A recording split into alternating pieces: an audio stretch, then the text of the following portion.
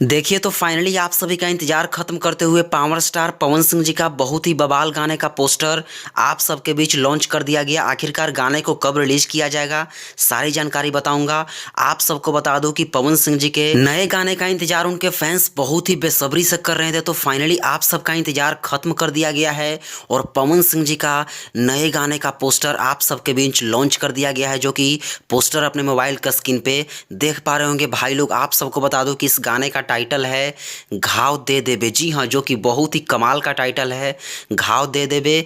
इस गाने को गाया गया है भोजपुरी के सुर सम्राट पावर स्टार पवन सिंह जी और साथ में शिल्पी राज जी के द्वारा। इस गाने को लिखा गया है निक्की निहाल जी के द्वारा और इस गाने में म्यूजिक जो होने वाला है प्रियांशु सिंह जी का होने वाला है। भाई लोग बहुत ही कमाल का गाना होने वाला है घाव दे देबे।